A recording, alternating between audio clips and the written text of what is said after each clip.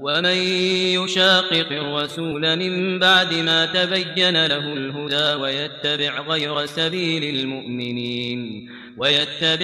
سبيل المؤمنين نوله ما تولى ونصله جهنم وساءت مصيرا. ان الحمد لله والصلاة والسلام على نبيه الكريم اما بعد. قال الله سبحانه وتعالى في كلامه المجيد والفرقان الحميد: اعوذ بالله من الشيطان الرجيم بسم الله الرحمن الرحيم ومن احسن قولا ممن دعا الى الله وعمل صالحا وقال انني من المسلمين. سورہ حامیم السجدہ آیت نمبر 33. معزز و محترم حاضرین و سامعین، آج کے اس ہفتہ واری درس کے اندر درس کا عنوان ہے فتنہ شکیل ابن حنیف کا مختصر تعارف. محترم سامعین، پہلے اس فتنے کا تعارف سے پہلے اس فتنے کا موجد کون ہے، شکیل ابن حنیف کی حالات حاضرہ اور اس کی ابتدائی نشو و نما کے بارے میں جان لینا ضروری ہے تاکہ یہ فتنہ سمجھنے میں آپ کو آسانی ہو. شکیل ابن حنیف یہ بنیادی طور پر اس کی پیدائش بہار کے ایک ڈسٹرکٹ دربھنگہ ڈسٹرکٹ ہے، وہاں ایک گاؤں ہے عثمان پور، وہاں اس کی پیدائش ہوئی. پیدائش ہونے کے ساتھ اس کی بنیادی تعلیم و تربیت اسی کے گاؤں عثمان پور میں ہوئی. اس کے بعد اسکول کی بھی پڑھائی ہوئی، اس کے بعد کالجز کا رخ کیا اس نے، دربھنگہ ڈسٹرکٹ میں آیا.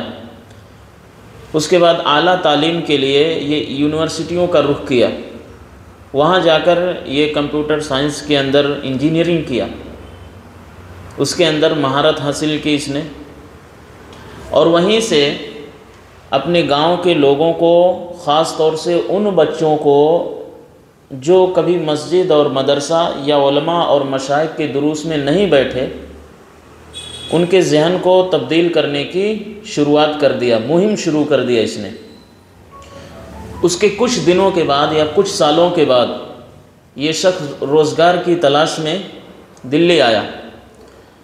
دہلی آنے کے بعد اس نے روزگار کو تلاش کر لیا اور روزگار میں لگ گیا. روزگار کے ساتھ ساتھ یہ وہاں پر ایک خاص جماعت، تبلیغی جماعت کے ساتھ منسلک ہوا، وہاں پر جڑا. خود اس کے بارے میں اسی کے مکتبہ فکر کے، یعنی جماعت تبلیغ کے مکتبہ فکر کے بڑے علماء کرام، جن میں سے بہت بڑے عالم ہیں مولانا اسعد قاسمی سنبھل کے رہنے والے ہیں، انہوں نے خود اس کے بارے میں وضاحت کی کہ یہ شخص دلی آنے کے بعد جماعت تبلیغ سے جڑا، لیکن اس کا عیاش ذہن، ان کے الفاظ ہیں عیاش ذہن اور فسادی فکر اور عہدہ اور منصب کی لالچ اور ہوس نے اس کو راہ راست سے دور کر دیا، اور وہاں پر ایک اپنی الگ راستے کو اس نے اختیار کر لیا. اس کے ساتھ ساتھ اس کا شکار کون ہوتا تھا؟ اس کا شکار 3 طرح کے لوگ ہوتے تھے. جو لوگ کبھی علماء اور مشائخ کے ساتھ جڑے ہی نہیں، یہ اس کو شکار کرتا تھا. خاص طور سے جو اسکول اور کالجوں کے اسٹوڈنٹس ہیں ان کے ذہنوں میں بات ڈالتا تھا. یہ بات ہو گئی اس کے یہاں تک. اب اس کا فتنہ کیا ہے، فتنے کو سمجھے. دلی آنے کے بعد اس نے دعویٰ کر دیا. فتنہ اس کے اندر 2 بڑے فتنے ہیں. یہ شخص اپنے آپ کو مہدی علیہ السلام کہتا ہے اور ساتھ ہی میں عیسیٰ علیہ السلام بھی کہتا ہے. یہ 2 بڑے فتنے ہیں. اس کے ساتھ ساتھ چھوٹے فتنے اور بھی اس کی دعوت کے اندر ہیں، لیکن 2 بڑے فتنے جس کو فتنہ شکیل ابن حنیف کہا جاتا ہے. یہ فتنہ کوئی نیا نہیں میرے بھائیوں اور دوستوں، بلکہ غلام احمد قادیانی کا جو فتنہ ہے، ختم نبوت اسی لیے ضروری ہے کیونکہ نبی صلی اللہ علیہ وسلم نے کہا تھا میرے بعد کوئی نبی نہیں ہوگا. لیکن قادیانی لوگ، غلام احمد قادیانی کیا کہتا ہے کہ میں آخری نبی ہوں، یا نبوت تو ختم ہو گئی نبی صلی اللہ علیہ وسلم پر، لیکن نبی صلی اللہ علیہ وسلم مجھے چھوڑ گئے، مجھے بتا گئے. یہ وہی ایک نئی شکل ہے، نیو ورژن ہے قادیانیت کی، فتنہ شکیل ابن حنیف۔ صرف یہی ایک فتنہ نہیں ہے، اور بھی فتنوں کا میں نام گناتا ہوں۔ فتنہ مودودیت ہے ایک فتنہ، فتنہ قطبیت ہے ایک فتنہ۔ قطبیت کیا ہے؟ سید قطب جو ایجپٹ کے رہنے والے تھے، جنہوں نے تحریکیوں کو انجام دیا، جسے اخوان المسلمین کہا جاتا، انہوں نے مصر کے اندر بہت سارے فتنے فساد اور عرب اسپرنگ بہت کچھ شروعات ہوئی۔ خمینیت کا فتنہ، خمینی کا فتنہ، جس کی وجہ سے آج کر اکثر عرب ممالک جس کے چپیٹ میں ہیں، اس کے بعد سے وہ سکون نہیں آیا۔ رافضیت کا فتنہ، مرزائیت کا فتنہ، بے شمار فتنے ہیں۔ تو اس کا فتنہ مین بنیادی دو ہی طرح کے ہیں، اپنے آپ کو مہدی کہتا اور اس کے بعد عیسیٰ علیہ السلام کہتا۔ یہ اس کے دو بنیادی فتنے ہیں۔ اس کا دعوت کار کیا ہے، دعوت کا طریقہ کیا ہے؟ بہت اہم چیزیں بیان کی جا رہی۔ سب سے پہلی چیز، جیسے کہ میں نے ابھی ذکر کیا، یہ لوگ ان لوگوں کو ٹارگٹ کرتے ہیں جو علماء سے کافی دور ہیں، اسٹوڈنٹس کو، کالجز کے، اسکولوں کے بچوں کو پکڑتے ہیں اور ان کے پاس آتے ہیں، موقع دیتے ہیں اور ان کو اچھے کھانا کھلا کے پلا کے بہت بہترین بات کریں گے۔ ان کا پہلا ٹاپک یہی ہوگا، قیامت کے متعلق بات کریں گے۔ جیسے احادیث میں آیا ہے کہ نبی کریم صلی اللہ علیہ وسلم نے ارشاد فرمایا کہ دجال کا فتنہ ہوگا۔ تو یہ لوگ کہتے ہیں کہ ہم آپ کو قیامت کی جو نشانیاں ہیں بڑی بڑی سائنس سے سمجھائیں گے۔ جو اسٹوڈنٹس ہوتے ہیں، ظاہر کی بات وہ اس فیلڈ میں جلدی وہ باتیں کیچ کر لیتے ہیں۔ اب کہتے ہیں کہ دجال سے مراد حدیث میں کیا ہے؟ امریکہ اور فرانس ہے۔ کیسے؟ امریکہ کا لاسٹ کا کاف الف زور کا لے لیں گے، فرانس کا فارا، تو کافر ہو گیا۔ امریکہ کاف الف زور کا لاسٹ میں ہے اور فرانس کا فا اور را لیے تو کافر ہو گئے، اور دجال کے پیشانی پر کافر لکھا ہوگا، لہٰذا یہی دونوں ممالک مل کر یہی کافر ہیں۔ اب جب اسٹوڈنٹس کی کیوریسٹی یعنی اس کی توجہ خواہش اور بڑھے گی تو ہاں آپ بات اچھی کہہ رہے ہیں۔ تو نبی صلی اللہ علیہ وسلم نے کہا کہ وہ دجال جو ہے کانا ہوگا، جس کو کنوا دجال بولا جاتا ہے، یعنی ایک آنکھ کا۔ تو اس سے مراد ہے وہ سیٹلائٹ ہے جو فضا میں قائم کی گئی ہے، جو پوری دنیا کے ایکٹیویٹی کو کیپچر کرتی ہے۔ تو جب ایک اسٹوڈنٹ اس چیز کو دیکھے گا وہ اور متوجہ ہوگا۔ پھر اس طریقے سے کہا جاتا ہے کہ جو جنگ سواری کرنے کی بات ہے کہ ایک انسان بڑی ہی تیزی سے وقت گزار لے گا اور آخرت کے قریب وقت جو ہے بڑی تیزی سے گزرے گا، ہفتہ دن کے برابر، سال مہینے کے برابر، مہینہ ہفتے کے برابر۔ تو اس نے کہا اس سے مراد ہے کہ جنگی جو فائٹر جیٹ ہے ان پہ سواری کرنا ہے، اس پہ آپ سوار ہوں گے تو آپ کا وقت کم ہوگا اور اسی طریقے سے آپ اپنے فتنوں سے بچ پائیں گے۔ اس طریقے سے سائنسی اور اس طریقے سے جو عقل میں نہ آنے والی چیزیں ہیں یا دنیاوی تفسیر کرتے ہیں، تو جو اسٹوڈنٹس لوگ ہیں متوجہ ہو جاتے ہیں۔ ان کا پہلا ٹارگٹ ہی وہی ہوتے ہیں جو مدرسے، مسجد، علماء اور مشائخ سے دور ہوتے ہیں، پہلی چیز۔ دوسری چیز یہ ہے، ان کا دعوت کا دوسرا طریقہ کار کیا ہے؟ یہ بہت ہی دینی ماحول میں رہتے ہیں اور اپنے حلیوں کو بہت ہی دینی، مثال کے طور پر سنت رہتی ہے، چہرے پہ داڑھی رہتی ہے اور زبان سے سبحان اللہ الحمدللہ ماشاءاللہ جاری رہتے ہیں۔ اس کے بعد سائنسی طور پر ثابت کرنے کے بعد پھر حدیث کا حوالہ دیں گے کہ دیکھیے ساری چیزیں ہم نے آپ کے سامنے بتا دیا، ثابت کر دیا کہ یہ فتنے ہوں گے۔ نبی صلی اللہ علیہ وسلم نے بہت ساری فتنوں کی نشاندہی کی، سارے فتنے آ گئے۔ اب مہدی علیہ السلام بھی آئیں گے، عیسیٰ علیہ السلام بھی آئیں گے۔ تو ظاہر کی بات ہے عیسیٰ علیہ السلام، مہدی علیہ السلام جو آئیں گے ان فتنوں کے قریب ہوں گے، اور یہ فتنے ہم نے آپ کو بتا دیے۔ تو لہٰذا ان کے اندر جو خصوصیات ہوگی، اب حدیثوں کو تحریف کریں گے، غلط مفہوم بیان کریں گے یہود کی طرح، کہیں گے لہٰذا وہ میں ہی ہوں، جسے ہندی میں کہا جاتا اوتار، میں ہی وہ شخص ہوں اور اللہ نے مجھے ہی چن لیا ہے، لہٰذا آپ مجھ پر ایمان لے آؤ۔ اگر ان فتنوں سے بچنا ہے تو بیعت کرو، اور اگر بیعت نہیں کریں گے تو ان فتنوں سے نہیں بچ پائیں گے۔ جو کمزور ایمان والا آدمی رہتا ہے وہ شخص بہکاوے میں آتا ہے اور پھر بیعت شروع ہو جاتی ہے۔ ان کی یہ دعوت کی شروعات 2003 سے ہوئی، جو تقریباً 10 سال ہونے کو جا رہے ہیں۔ ان کی اس دعوت کو۔ اپنے گاؤں سے دلی آئے، دلی سے پھر مہاراشٹر آئے اورنگ آباد میں، وہاں پر ایک گاؤں اس نے بسایا تھا جہاں پر اس نے اعلان کر دیا تھا یہاں پر شکیلی لوگ ہی رہ سکتے ہیں۔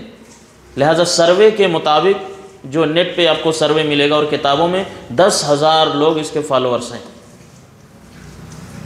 اس کے بعد وہاں سے جب اس کا فتنہ ظاہر ہوا تو یہ حیدرآباد میں بھی آیا، آندھرا میں بھی آیا، اور اس طریقے سے ساؤتھ میں، ایسٹ ویسٹ میں ہر جگہ یہ گھومتا رہا۔ بڑے خفیہ طریقے سے یہ لوگ سازشیں کرتے ہیں اور سنت کا بالکل بھرپور نام لیتے ہیں۔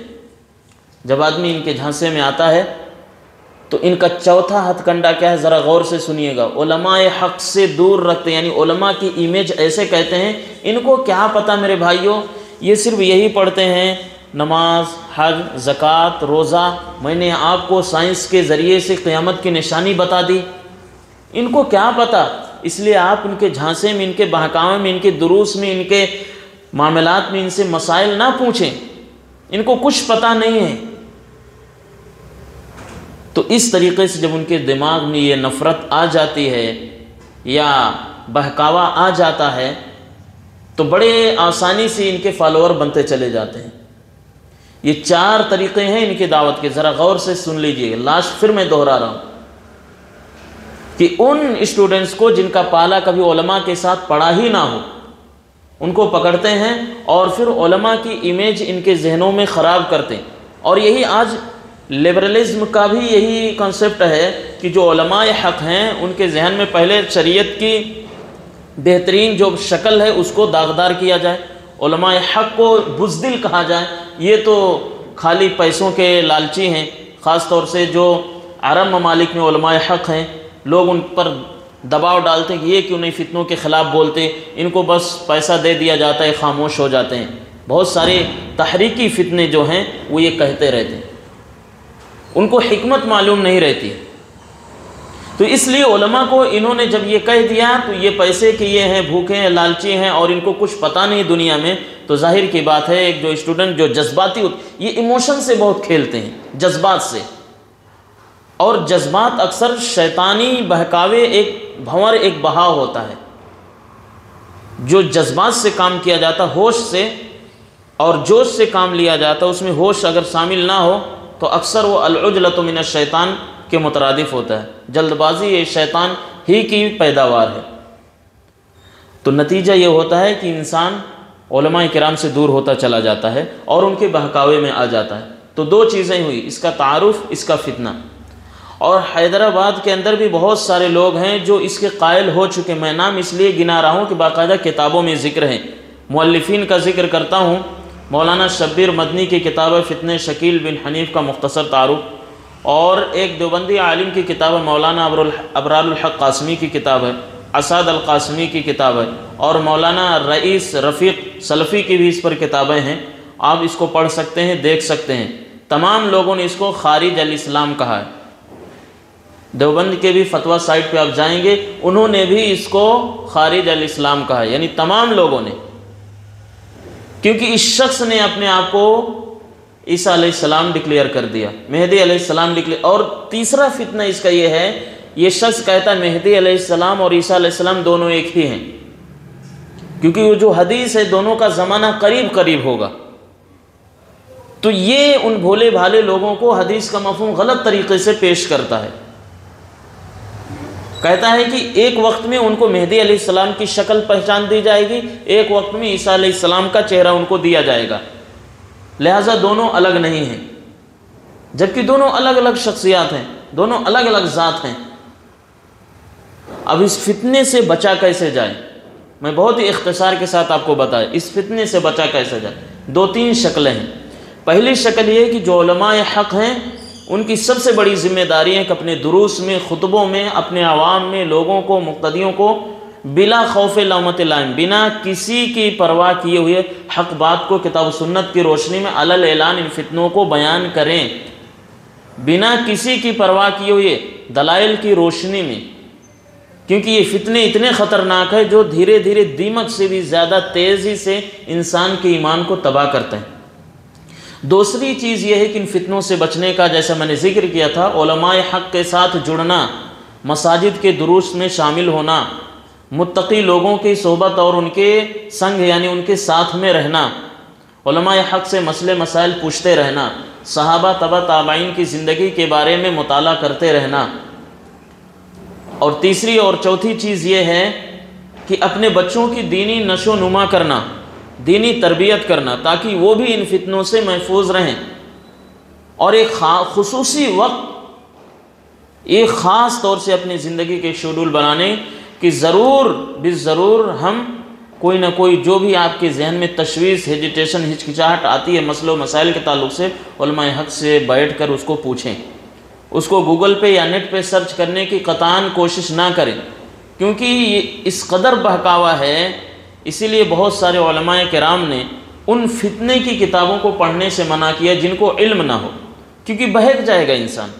اور اسی لیے نبی صلی اللہ علیہ وسلم نے کہا ان من البیان لسحرا، بسا اوقات ایسا ہوتا ہے کہ ایک چرب زبان آدمی، بہترین بیان کرنے والا آدمی، جیسے بہت سارے لوگ کہتے ہیں کیا بہترین باتیں کرتا ہے، کتنی بھاری باتیں کرتا ہے، صرف باتیں دیکھتے ہیں، اور جتنے فتنوں کے دروازے کھولنے والے ہیں، آپ جتنی بھی لوگوں کو دیکھ لے، جائے سید قطب ہو، حسن البنا ہو، اور اسی طریقے سے مودودیت کا فتنہ ہو، یہ جتنے بھی لوگ ہیں، معتزلہ، خوارج، جتنے بھی لوگ ہیں، ان کی زبان اور قلم بیان پر کافی قدرت ہوتی ہے۔